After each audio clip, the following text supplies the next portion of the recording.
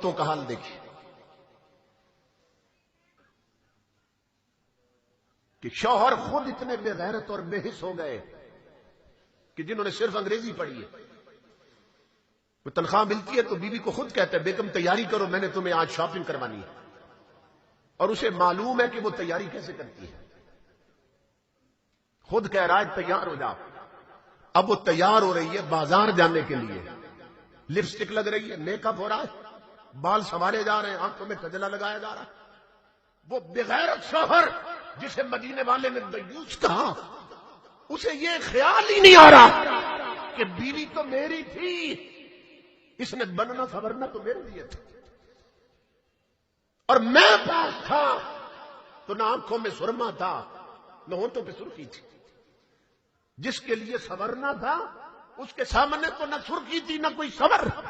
پن تھا اس کے جسم پر، مگر اب یہ بن سنور کر بازار کس کو دکھانے جا رہی ہے؟ یہ بے غیرت ترین لوگ جن کے بارے میں اقبال نے کہا کہ تیرا وجود سراپا تجلی افرنگ، کہ تو وہاں کے عمارت گروں کی ہے تعمیر، کہا اپنی عزت کو بنا سوار کر بازار میں لانے والے بے غیرت، تیری شکل و صورت سے مدینہ نظر نہیں آتا، پیرس اور لندن کیوں نظر آتے ہیں؟ کہا اس لیے کہ تیری گٹی میں قرآن نہیں انگریز کی تعلیم رکھی گئی ہے۔ اقبال کہتا ہے تیرا وجود سراپا تجلی افرنگ، کہ تو وہاں کے عمارت گروں کی ہے تعمیر۔ بیگمات کو خود لے کر بازاروں میں پھر رہے،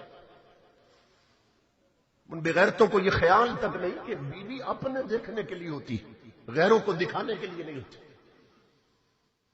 مگر امام الانبیاء کے غلاموں، جب غیرت اور حمیت ختم ہو جائے تو پھر یہی معاشرے پہ رنگ چڑھ جاتے، اور پھر جس سے پوچھو حضور کا غلام،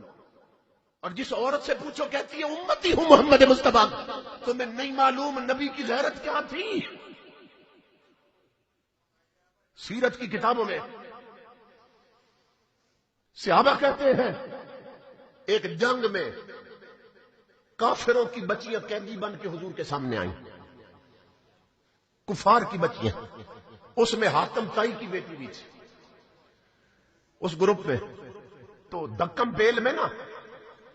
اس کا دوپٹہ سر کی چادر کہیں گر گئی تھی۔ صحابہ کہتے ہیں اللہ کی عزت کی قسم، جب آقا کی نظر پڑی نا اس میں، رب کا حبیب دوڑ پڑا اس کی طرف، اور امام الانبیاء نے اس کے قریب پہنچتے ہی اپنی وہ کالی کملی کہ جس کی عظمت کی فرشتے قسمیں کھاتے وہ کافر کی بیٹی کے سر پہ ڈال دی، اور میرے آقا نے فرمایا میری بیٹی اپنا جسم ڈھانپ لو، اپنا سر ڈھانپ لو۔ اس کی چیخ نکل گئی، کہنے لگی محمد عربی یہ بات میری سمجھ سے باہر ہے، مجھے نہیں سمجھ آ رہی کہ آج تک اتنی محبت کے ساتھ میرے سر پہ چادر میرے سگے باپ نے نہیں ڈالی، آپ دشمن ہو کے میرا سر ڈھانپ رہے ہیں۔ امام الانبیاء مسکرائے، فرمایا بیٹی تو ابھی مصطفیٰ کے مشن سے واقف نہیں ہے، تو ابھی میری شریعت نہیں جانتی،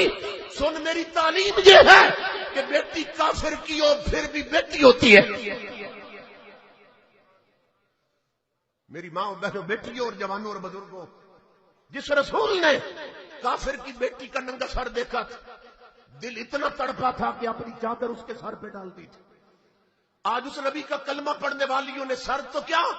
جسم ننگے کر لیے، مصطفیٰ کے دل پہ کیا بیت رہی ہوگی۔ دل کے پھپھولے جل اٹھے سینے کے داغ سے، اس گھر کو آگ لگ گئی گھر کے چراغ سے۔